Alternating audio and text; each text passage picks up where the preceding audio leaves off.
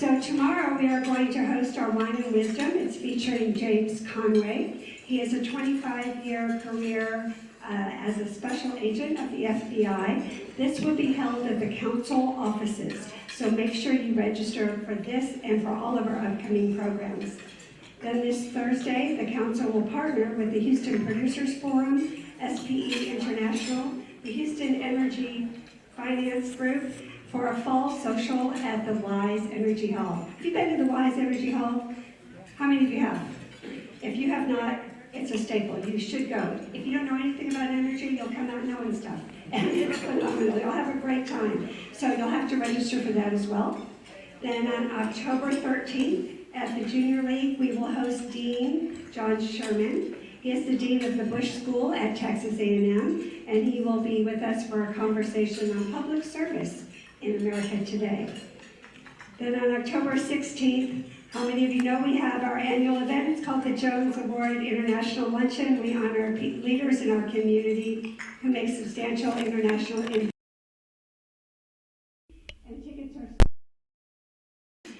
And then at the end of October, on October 29th, we will present the World Affairs Council's Global Energy Summit. And this is going to be an elegant evening of wine and hors d'oeuvres with over 10 energy leaders from all across the industry speaking on the energy landscape and on its impact for Houston. All of these you can register online. As you see, oftentimes we have full capacity, so make sure you register for those, and we'd love to see you at an upcoming event. Now it's my honor to introduce our speaker this afternoon and our moderator. Secretary Michael R. Pompeo served as the 70th U.S. Secretary of State and also as the Director of the CIA. Prior to this, he served in his fourth term as Congressman from Kansas and on the House Intelligence Committee, the Energy and Commerce Committee, and House Select Benghazi Committee. Prior to the service in Congress, he founded Thayer Aerospace, where he served as CEO for more than a decade, and later became president of Century International, an oilfield equipment manufacturing, distribution, and service company. Mr. Pompeo graduated first in his class at the U.S. Military Academy at West Point, served as a cavalry officer patrolling the Iron Curtain before the fall of the Berlin Wall, served as the 2nd Squadron, 7th Cavalry in the U.S. Army's 4th Infantry Division. That's a lot of numbers right there. 2nd, 7th, and 4th. And then after leaving active duty, he graduated from Harvard Law School, having been an editor of the Harvard Law Review. We're honored to have him. Also joining us and moderating our conversation is our good friend from the Baker Institute, the Honorable David Satterfield, Director of Rice University's Baker Institute for Public Policy. Ambassador Satterfield has more than 4 decades of diplomatic and leadership experience, including service as Special Envoy for the Horn of Africa, Assistant Secretary of State, National Security Council Staff Director, and as Ambassador to Lebanon and Turkey in charge of the affairs in Iraq and Egypt. In 2023, President Biden appointed him White House Special Envoy for Middle East humanitarian issues to lead U.S. diplomacy in addressing the humanitarian crisis in Gaza. In 2024, he stepped down from this role and continues to serve as a consultant to the Department of State. He's the recipient of various awards, including the highest Department of State recognition, the Secretary of State Distinguished Service Award, the highest award for senior federal executives, the Office of Personnel Management Distinguished Federal Executive Rank Award, and the highest Department of Defense Award for Career Federal Civilians, the Secretary of Defense Medal for Meritorious Civilian Service. Please join me in welcoming Secretary Pompeo and Vice President.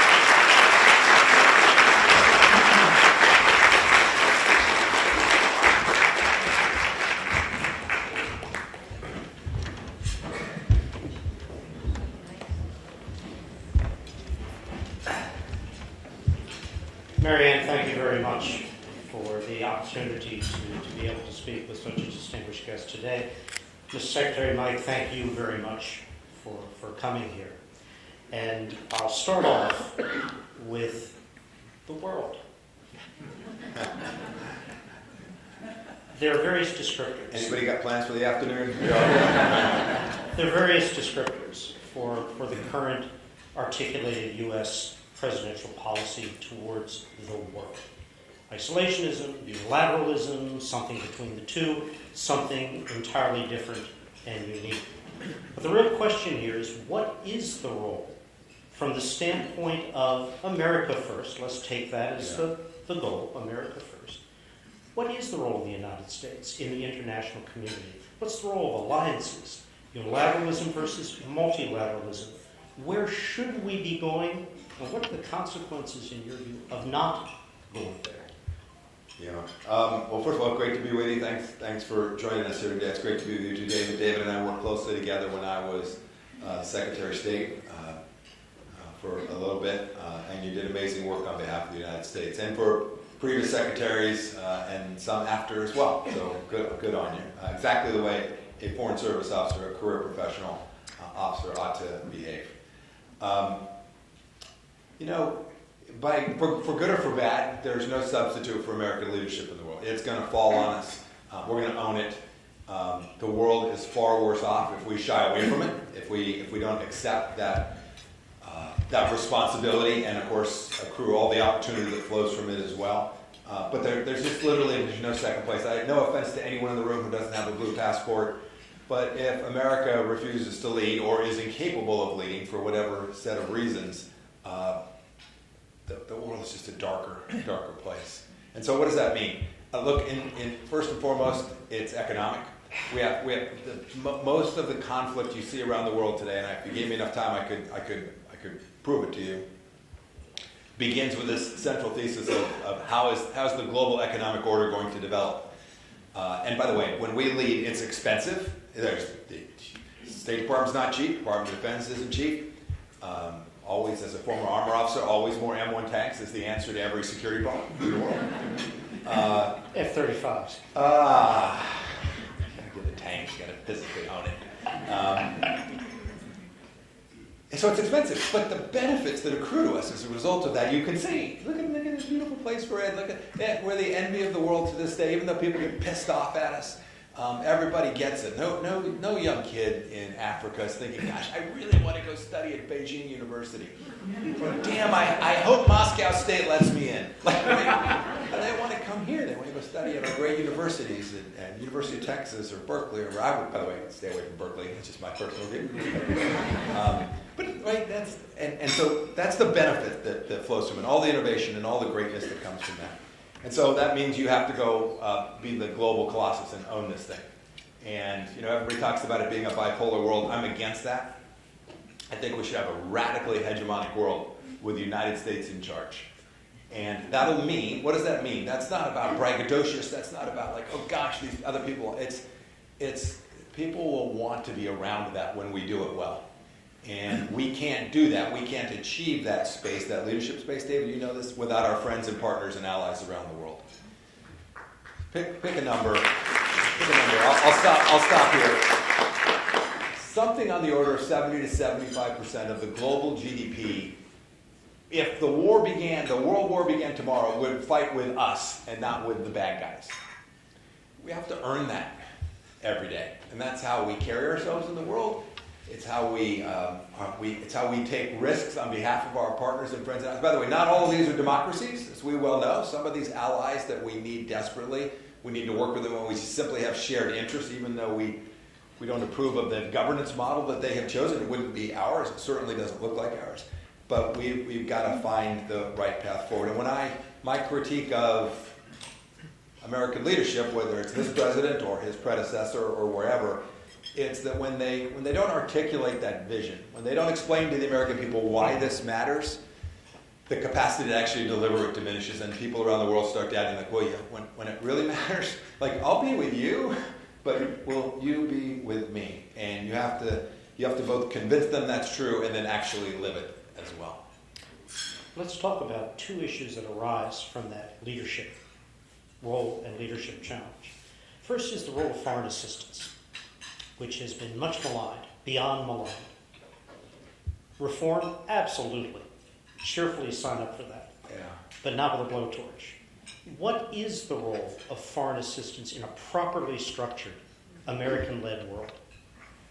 Yeah, I regret the way President Trump has articulated the changes that he has made, because I actually think foreign assistance, and that's a broad spectrum of things. Mm-hmm. It's not just USAID food boxes showing up. It's a broad spectrum of things, as you well know, David. It's an important tool. It's not definitive. It's better to have an aircraft carrier than a box of food, right? When you're trying to deliver an outcome, but boy, time and time again, what you see is when you walk away from that, and the world perceives you as having walked away from that, you give the other competitor for that global hegemony, the Chinese Communist Party, an awful lot of space to run. And so there's no doubt there was lots of fixes that need to be put in place, but there will be a long tail risk. That's a pretty academic term. Bad things will happen as a result of the fact that we've now just essentially dismantled the organizations that delivered that model. And I hope President Trump and Secretary Rubio have said they're going to rebuild it in a different way. Let's go. Time to go do that and demonstrate to the world that we're serious about that. Freedom agenda. Every U.S. president that I've worked for has had to face the debate, the difficult calculus on human rights, advancement of democracy, pragmatic, practical policies, and they don't square. This is an unsquareable circle. You can try to make it fit, can't quite do it. What's the right balance? Yeah, the right balance is a mass. As I think about it, the Gene Kirkpatrick model. Right, I'm a complete realist when it comes to this. You're going to do the things that you believe deliver the best outcomes for your country. And so we face multiple instances of this. Every Secretary of State has. Maybe the most public example was when the Kingdom of Saudi Arabia ended up killing Jamal Khashoggi in the consulate, in the Saudi consulate in Turkey. Right? Terrible. They murdered someone. That's bad. In the end, I was the one who went to the White House and told the president, we got to lean in. The Kingdom of Saudi Arabia is a really important partner. This is the moment they're going to wonder, are you going to hang with us? And I convinced the president that we ought to rhetorically hang with them. We ought to do everything we can to make clear it's unacceptable behavior. But nonetheless, it would have been a really bad outcome for the United States if we would have decided to push the Saudis towards the Chinese Communist Party or even away from us. As, by the way, as was experienced when President Biden called Mohammed bin Salman a pariah. Right, that lasted like 20 minutes. Because in the end, the recognition that relationship between the United States and the kingdom mattered. And so there's an example of where fundamental decency, the way we think about human life and how you ought to behave, conflicts with the things you know have long-term importance for not only your country, but for the world. Alliances. We'll start with NATO. I'm for them, generally. But I like my partners to do stuff. There, I just gave the Trump doctrine in 8 seconds. He would have done the weave and it would spend an hour. Yeah, look, nobody can do this. The world's too complicated. You can't do this alone. Forget the hard power things that you must have partners for. And as the former CI director, the intelligence operations that you need global partners for. But just as an economic matter, you need trading partners who are operating under the global trading system that benefits America. Right. Yeah, I didn't even really address the most important tool you have as a Secretary of State is the U.S. dollar, by far, and American energy power. Though if you said, what are the two primary arrows in the quiver, it's you have to protect the global trading system is dominated by the U.S. dollar and to a lesser extent the euro. And then second, the capacity for America to not only have the ability to deliver energy for itself and its needs, but for it to deliver it, the best foreign assistance you can have is to drive an LNG tanker into a country that needs natural gas. And so you have to have those partners who are willing to work alongside you. And every administration realizes that. They speak about it differently, but even this administration, which often gets accused of being isolationist, you can see how hard they're working to keep these relationships alive. All the while, NATO is the premier example, saying, no, you guys need to get your, I almost used an adult word, y'all need to get your act together. And they didn't. For 40 years, Europe decided they're going to just let us spend our money, and that's indecent and not productive. But you give me a good segue here, because who was it who gave a real role to modern NATO, who brought in Sweden and Finland? It wasn't us. It was Vladimir Putin. Yeah, no, there's no doubt. Look, when I was trying to convince the world that the threat to us existed from the Chinese Communist Party, my best partner in messaging was Xi Jinping. like he killed 10 million people with the virus. I mean, we should be very clear about this. This came out of his lab. He knew about it in the fall of 19 and didn't do jack squat to save a single life. That was a powerful message for people to realize they're just different than us, right? We always try to put a Western value set on them. We think, oh my gosh, if you just talk to them a little more, they'll get it. Like, no, Xi Jinping doesn't give a rip about you. He doesn't care if you wake up tomorrow. And he doesn't care about if his own citizens wake up tomorrow, because he did enormous harm to his own country. And Putin, I would put him in the same bucket, but without the resources. And to your point, Putin has now generated enormous energy in Europe saying, oh, we actually have to go do the things that are necessary to preserve our own sovereignty. Let's talk about Russia, Ukraine. What is, in your view, the America First, genuine America First strategy that should be pursued there? Yeah, to put America first in that conflict would be to start with the core principle: a sovereign, independent, politically separate Ukraine matters to the United States because a strong Europe matters to the United States. We should be pushing for any nation like theirs, with all of the Ukrainian challenges that they have. I don't make light of the internal dynamics inside of Ukraine, but we should want them to win. And that's something that neither President Biden nor President Obama nor President Trump has talked about. Like, it must be the case, whenever this ends and however it ends, that the whole world sees that Putin got his ass kicked. That's really important. And it's important. It's important for the people of Ukraine. It's important for the people of Europe. It's important for us. It is really important as we think about what lays ahead in these turbulent times. Everyone's watching to see if we are, in fact, a decaying class. When I say that, Western civilization. That's really, in the end, that may seem like an academic idea, but is Western civilization going to stand up for itself, or are we going to go adopt what Xi Jinping wants? And it is being played out. There's a reason there's North Koreans on the ground in Europe today. It's because Xi Jinping told them to go be there, right? This is a global fight that's taking place. And so from America's perspective, it has to be the case that Putin is perceived. Not only does, whatever the geography ends up looking like, but the perception has to be that this was a terrible decision. It cost his people greatly, and there's no long benefit for the kind of aggression that took place there. I think totally achievable. But neither president's been willing to do this. Like, I can't figure out why we aren't taking down Russian military infrastructure deep inside of Russia today. I got it. We're worried about his nuclear escalation. Let's take that risk on. I think we've demonstrated that we've got the escalation ladder on the guy, and for some reason we told the Ukrainians, nope, can't fire except on your own soil. That's essentially what we said to them from when this war broke out in February 2022. President Biden said, no attacks into Russia. They were marshaling forces, like from me to you, sir, and they couldn't shoot them. If you're going to prosecute to victory, that's untenable. And so we're better now. President Biden got better towards the end of his time. President Trump will allow us to go control the airspace over Ukraine. If we do, you can begin to reset the conflict and get to what President Trump says he wants, which is peace, and sign me up for peace. And if we don't go there, get that, what are the consequences for Americans? Oh, goodness. A long-term erosion in our capacity to deter our adversaries. That's the big long-term. So it'll be bad as a short-term economic battle. It'll be bad for the people of Ukraine. Europe will have been demonstrated incapable of doing anything that's relevant in the security space. So, as we sit here today, they're closing European airports from time to time when there's Russian incursions. That's just unexpected. Like, why are we suffering that? That's just like crazy. Because it will only get worse, right? They'll shut it down for a day, they'll shut it down for 2 days, and pretty soon they'll knock a little fence over, and it will erode. Testing boundaries. Yeah, it's testing boundaries. They'll continue to erode. That's bad for the United States of America. Unequivocally, full stop. Let me say one more thing on this, because this isn't about the substance. I'll describe to you one of the reasons that so many in my party wouldn't articulate what I just articulated. By the way, many in the Democrat Party wouldn't either. It's because it's really hard. So when your congressman or your congresswoman comes home and somebody at their town hall meeting says, we have potholes.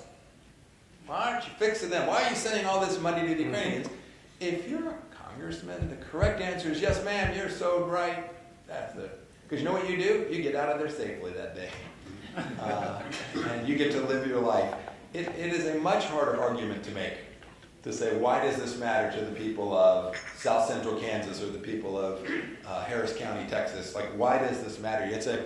You got to grab someone's attention for a little bit. You got to make them listen to you, which in the TikTok moment we live in, I don't envy current politicians. The last thing I'll say on that too, there's no many members of Congress will actually endeavor to do that. Many, on both sides of the aisle will go articulate that. I have not met a single European government elected official that will go make that case. So they'll do it maybe on Meet the Press some morning, but they are not going out into their country, into Bavaria, and explaining to the German people why this matters to them. And if you can't do that, you don't believe it. And if you don't believe it, the Russians know you don't too. You made a very good point here, which isn't recognized here. In Western Europe, pre-fall of the Soviet Iron Curtain Europe, the case isn't being made, and the reaction against intervention is growing. Eastern Europe, with Poland in the lead, is in a very, very different place. Very different place. And as that would be true for the Baltics as well, right? Just very, very different. Moldova, they see the threat immediately. But the two big economies, France and Germany, I guess I'll throw my own native country, Italians, in. Man, come on. Go time. Let's go. Yeah. By the way, they now said they're going to spend this money, David. Yeah. Here, anybody in the financial business out here? Anybody market making? You should take the short, sir. You should take on here. My guess is when this ends, they revert to norm because the political dynamic is so strong. And here's your tell, David. Figure out if you still have a German dude running Gazprom, like the Russian energy conglomerate. And it's like, you can't be serious that a former chancellor of Germany is going to run the largest Russian energy company in the world, and you don't have a terrible security situation that evolves from that. So I hope, I'm a Christian, I hope they found Jesus. But man, we'll see. Only time will tell. Although the desperate need in Germany for energy because of bad decisions against our strong recommendation over many years to diversify supplies away from Russia, away from Gazprom, is biting hard right now. Yeah. They're desperate. Yeah. And the French are in a better place, but not all that far behind. I agree. When the conflict's over, query whether those pipelines from Russia will reopen. I don't know the answer to that. I hope. At some point, economies flow, right? We do business with Japan. We had a bad fight with them a bit ago. So these things happen over time, but I hope Germans never go back to a model where they can be put in this place again. One of the consequences of what happens in Ukraine with Putin, good or bad, is the message she takes from all of this as he works his calculus in the South China Sea with respect to Taiwan. And let's talk about China, which really is. Russia's a problem and an issue and an important one. Yeah. They're a dying demographic, in many senses a dying country, a gasoline station, as John McCain said, with nuclear bombs. But what about China? How do you approach the phenomenon globally of China? Oh, goodness. First, it's just like any good 12-step program. What is I have a problem, right? It's step one.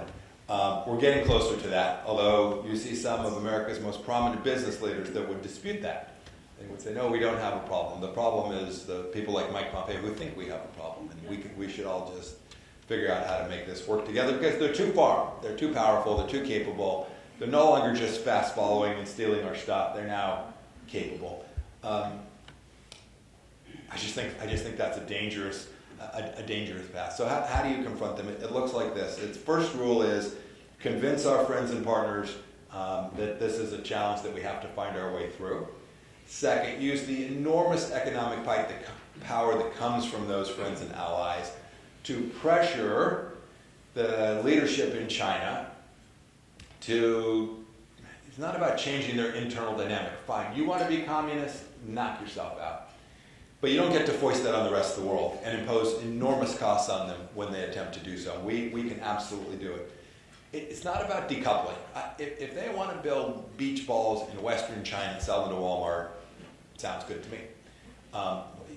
Today they have their foot on the throat of our military because we now depend on them for things that really matter for us to be able to deliver America's both hard power and medium hard power. And we have to go work to fix that methodically. It will take years. We didn't get here overnight. It'll take years. But you got to get those two things in place. And then the last one, by the way, and then you have to build up friends and partners because China is already at war. You should note that they're already at war with us. We may not recognize it, but they've been in economic war with us for 40 years. And as I sit here today, I am confident they are surrounding a ship off the coast of the Philippines right now, just challenging it, just making it harder, and fishing in their waters, just expanding their footprint. So you've got to go begin to push back against that, and we know how to do it. We've done this before. They're not 10 feet tall. Last piece is the biggest threat we face from the Chinese Communist Party is right here.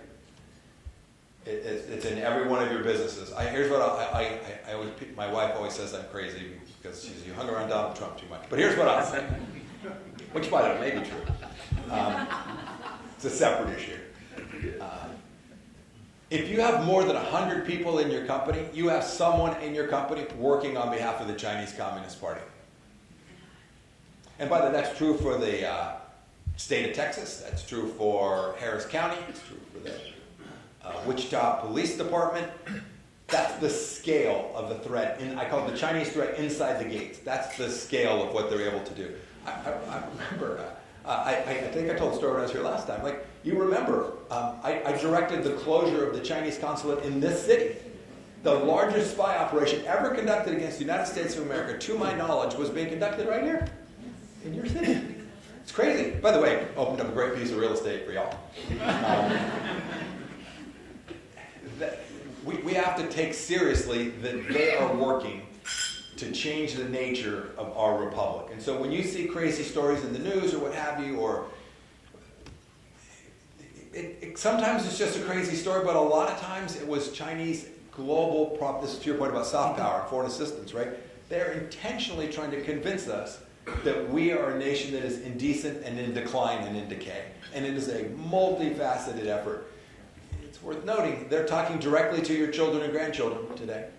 And you don't get to decide what your grandchildren and children see from them. That's never happened in America before, right? We always had rules on foreign ownership of media. Mm-hmm. The world moved and we didn't respond to it. And so now, your children are seeing Chinese propaganda on their phones, to the extent you allow your child to have a phone and social media, every day. And they are shaping it. They're saying China good, West bad. That's, if you said what's the real risk, is that we will lose the capacity to understand that we are indeed the greatest nation in the history of civilization, and it's worth defending.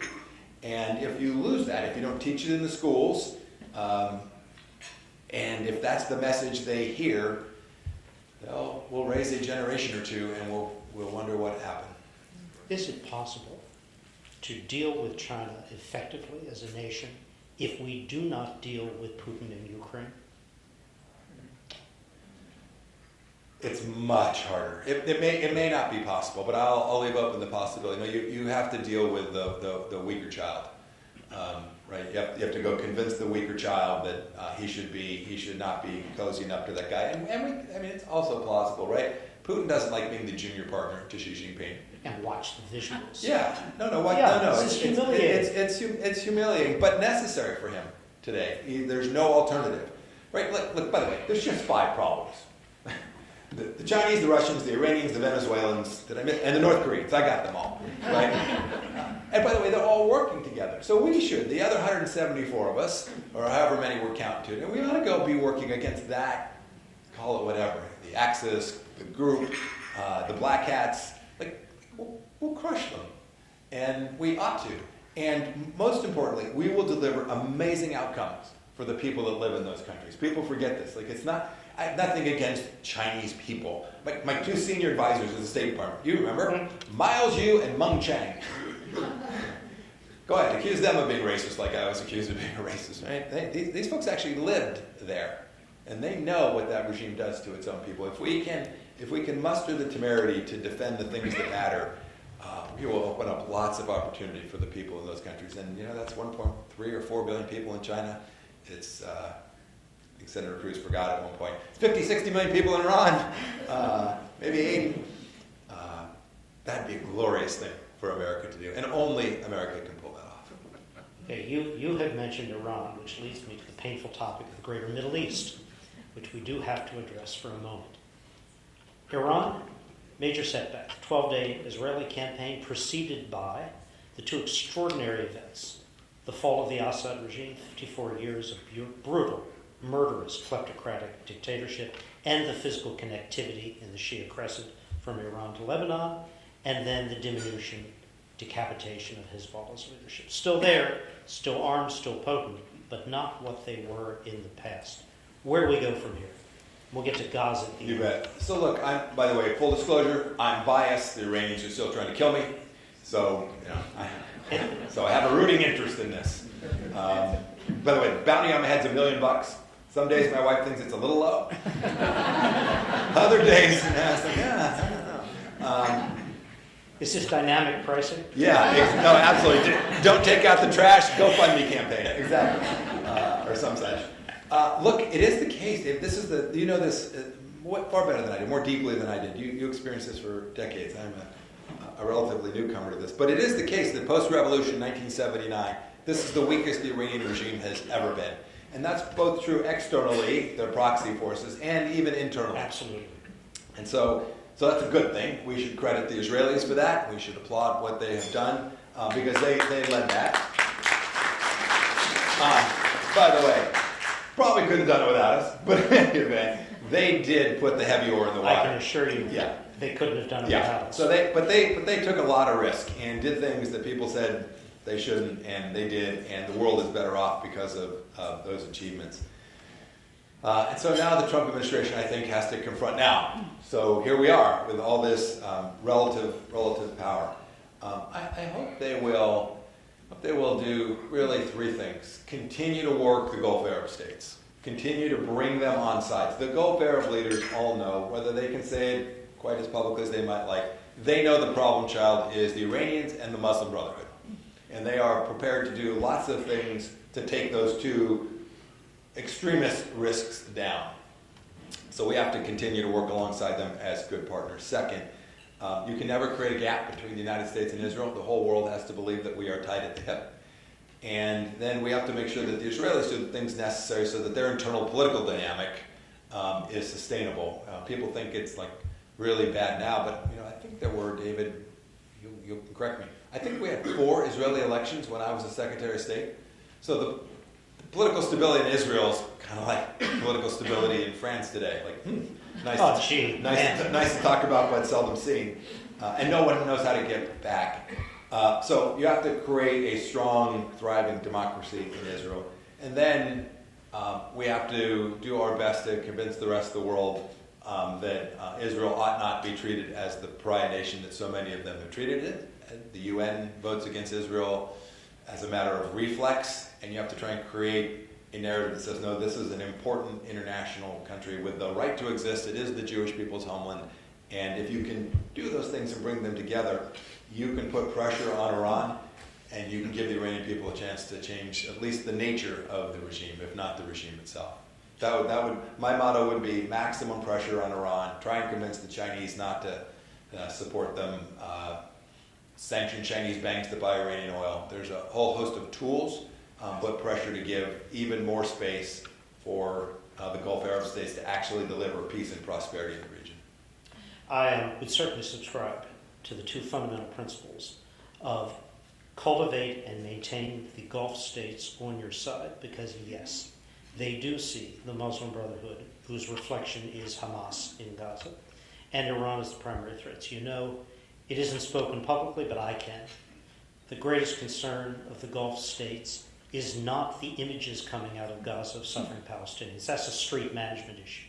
It is that Israel has not been able to break, with all of this 2 years of fighting, Hamas. Yeah. because Hamas is an instrumentality for Hamas, not a goal. Yeah. Ramallah, the Palestinian Authority, the PLO, that's an intermediate step as well. It's the regimes in the peninsula that are the targets of the MB and Cairo. Absolutely. By the way. And so this is a mobilizing force we can use Absolutely. powerfully. Absolutely. Very powerful. No, I completely agree. And, when you talk about breaking Hamas, that's a tall order. This is a resistance movement, right? But boy, you just got to continue. It's not necessarily about Gaza, right? It's continuing to apply pressure, economic pressure, deny them the ability to have, right? So they have weapons. You're not going to get them all out, but you can prevent more weapons from coming in. All the things that built them over the last 15, 20 years, you can slow that. You can ultimately get to a better place. It's a long run. I'm going to turn to audience questions now. Lee asks about U.S. diplomacy. Diplomacy is critical to our foreign policy. It requires diplomats, career diplomats, with a full toolbox. It's hard and soft, I'm paraphrasing here. It looks like soon we're only going to have a hammer. Let's turn to an issue you began to address, which is people. Mm-hmm. The intelligence community, staff, the professionals, the foreign service, civil service, the career diplomatic staff of the United States. What are your thoughts on what's happening, and can it be brought back? Yeah, you may disagree with me vehemently on this, but it won't be our first time. So by the way, two very different cultures. By the way, the question I almost always get first is, because I was CIA director, is like, tell me about UFOs. So that's like, so I appreciate the depth and complexity of this question. And how's all this done? What's that? With the UFOs, well, how do they get? We have bigger problems. How's that? But there are two very different cultures at those two institutions. For good and ordinary reasons, two very different mission sets, to be sure. You need both of them functioning as teams of high-performing teams. You need the capacity to go do clandestine activity and to collect intelligence and do good intelligence analysis, right? Absolute imperative for presidents to make good operational and strategic level decisions that they have access to the world's finest analytic capability and collection capabilities. But felt to me, as a leader, more like the military than the State Department. The State Department felt more like an organization that liked to spend a lot of time talking, and had 3 unions, every single employee covered by a collective bargaining agreement. You tell me, maybe there's a handful that aren't. So a very much more complicated, diverse set of people. Having said that, I met some amazing, amazing people who were doing the best work they could possibly do. And a handful of people that didn't like Donald Trump and Mike Pompeo, or my predecessor Rex Tillerson. You don't have to comment, David. Right? Local energy boy from Exxon. And they made that leadership team's job really hard, much harder than they should have. And I think that's unfortunate, right? I think it's unfortunate. Today they should be doing President Trump's work. 7 months ago they should have been doing President Biden's work. This is what you do, right? You give them your best knowledge, your best input, your best diplomatic wisdom, and then you go to the field and you execute it, even if the policy is something that you would not pick. That's the responsibility that we all have as a secretary and everybody who worked for me. And it was hard to get that to be the case every day and always at the State Department. And I regret that. I regret it for America, but I regret it for the State Department too, because what happens immediately is they get sidelined. Right? When the president doesn't trust his Department of State, he says, fine, I'm going to bring it all in the White House. Look at this president. He's got his Secretary of State in the White House. Right? Literally. Secretary Rubio has 2 desks. One about 37 feet from the president, and the second one a mile down the road. I'll bet he's spending a lot of time at the 37, I don't know, but I'll bet he's spending a lot of time at the 37-foot desk. And that changes the capacity for the global footprint that there's no agency in America can deliver. Right? The CIA can't do this, the department. The only one who can really touch and have the feel for the nuance of what's going on in the world are our diplomats who are out there, foreign service officers, all the folks who serve in those embassies, FBI people who work, the attachés offices, the Commerce Department, Treasury. That team in the field has the capacity to really shape our relationships. And you can't do alliance building without those relationships that are tactical in operation and on the ground, and you need a really strong foreign service. And so I worry that the next generation of Foreign Service officers or the next generation of Americans won't want to go be part of what I view as an absolutely central institution for American power. It's beginning to be a problem in terms of the number of people willing to take the Foreign Service exam. The numbers are dropping rapidly. The IC, speaking or writing analytically truth to power. Are you concerned about the ability of the intelligence community to provide honest assessments, not policy? Yeah. We don't do policy assessments. Yeah, no, I'm not worried about it. I'm not worried about it. 99% of the analytic work that gets done, we don't hear about it. It's the 1% where you think, oh, somebody was worried about something, they couldn't say something, they thought somebody might be upset. No, they'll do their analytic work. Having said that, I saw politics inside the analytic product when I was a CIA director, and I saw politics, at least I perceived it as such, when I was on the House Intelligence Committee. There's always a little nature of wanting to make your boss happy, right? And if you know what your boss thinks and you might get a chance to, it's always some risk of that. That's no different. My observation, I've seen pieces of 3 different presidents, President Trump, President Obama, and President Biden. It's not materially different. Those professionals will keep doing their work. I'm going to turn now, and I'm going to offer this question to you.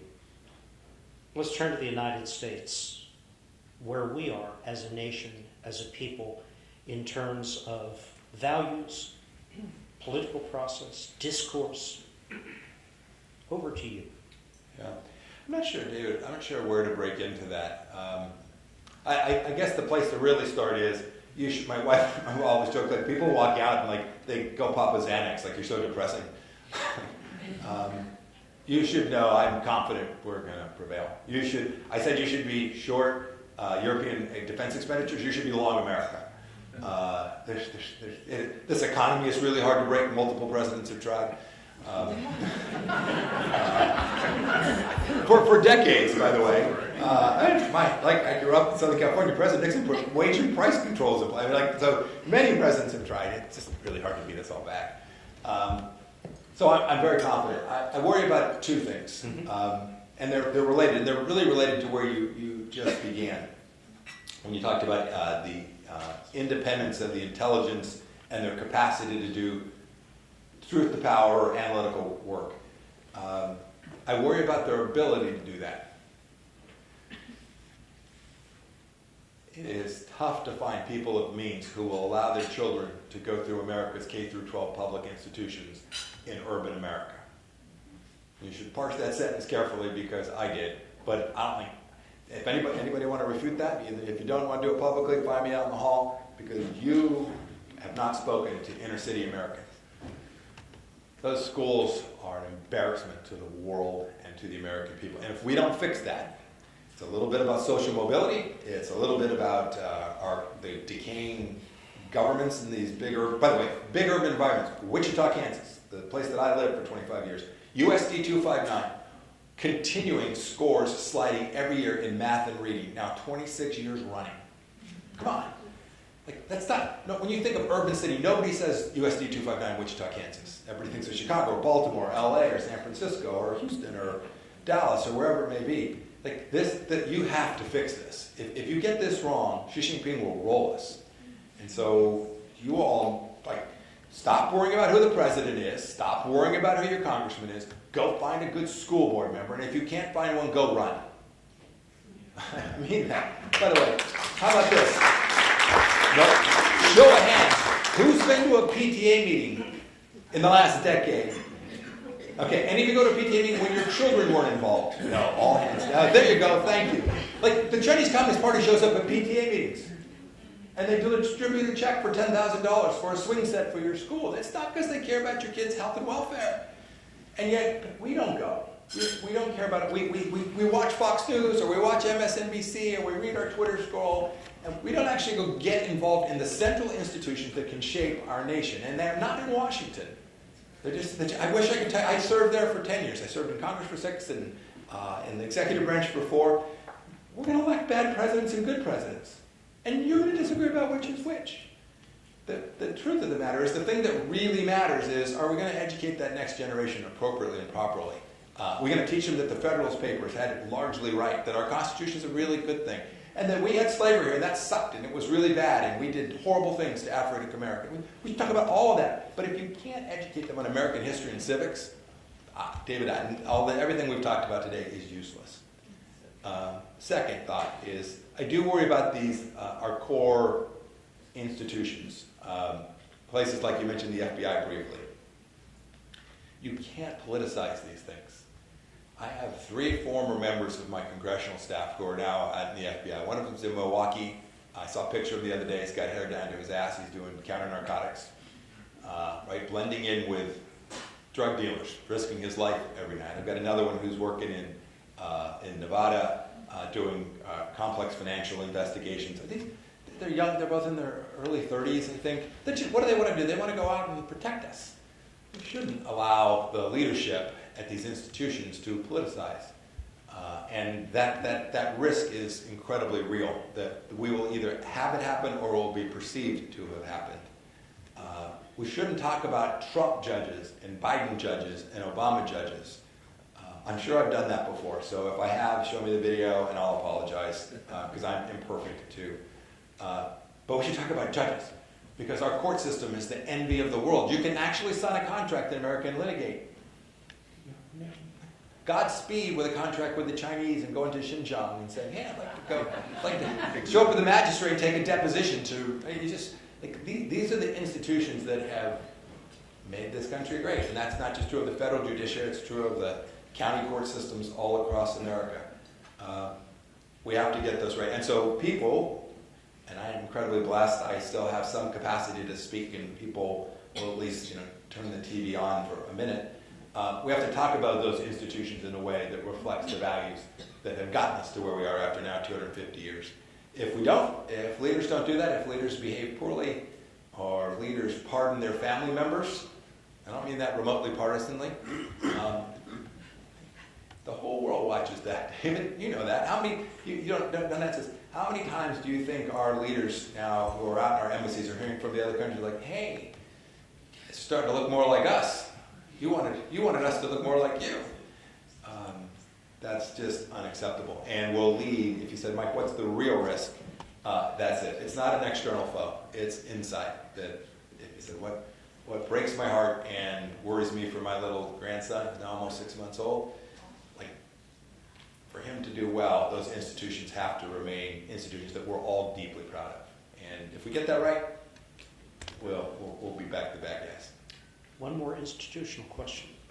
The U.S. Congress, and I ask this in a purely nonpartisan and bipartisan fashion.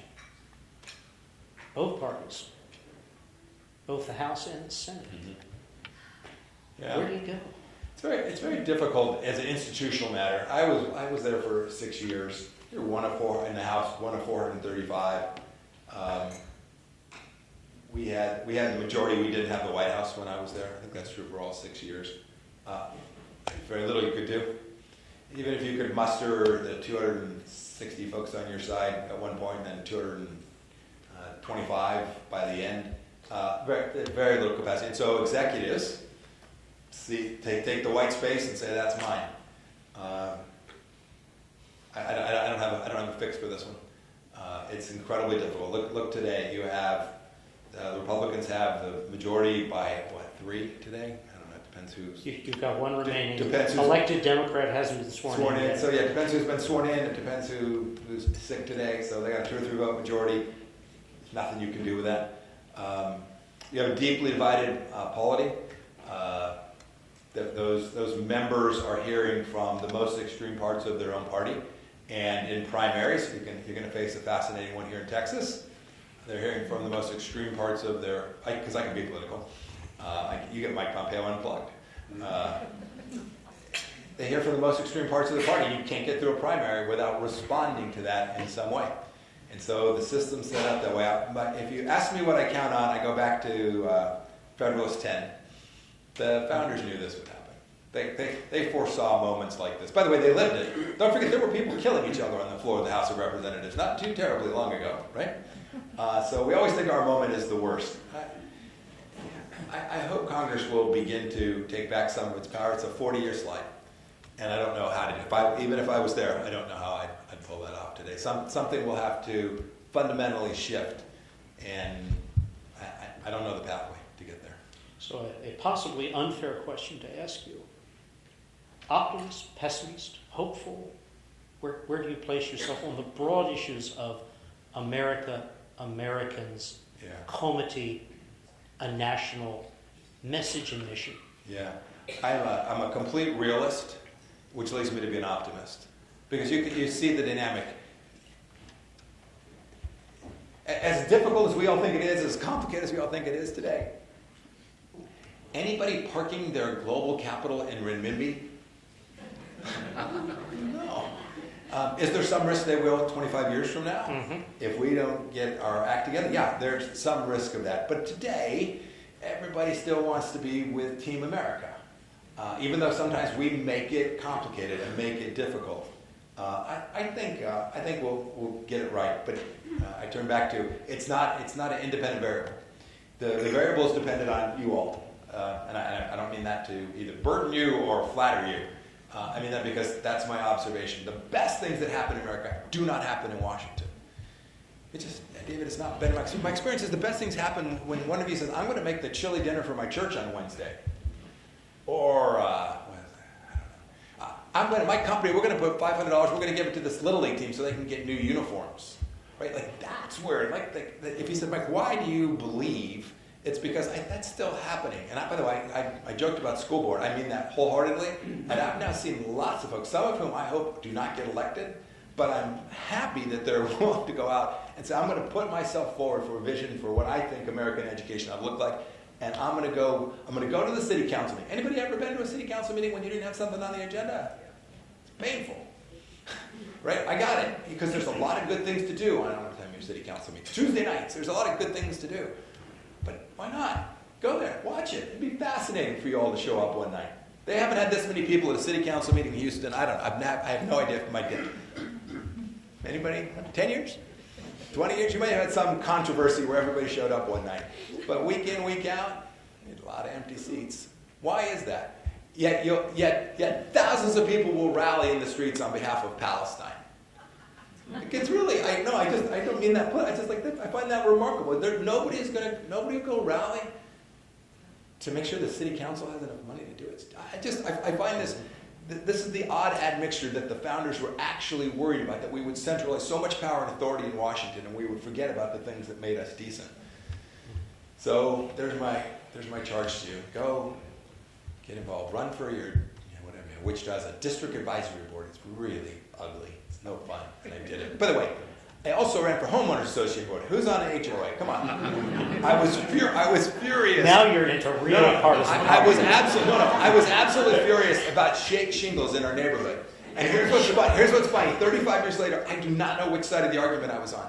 I've totally forgotten. By the way, all you HOA members, you could be the Secretary of State one day. It's possible. And you're in Reston, not in Arlington, where it's even more heated. Yeah. So. No, by the way, I'm on the HOA now today too. I decided I'm now the vice chairman of my HOA. Nobody else is happy about it, but I am.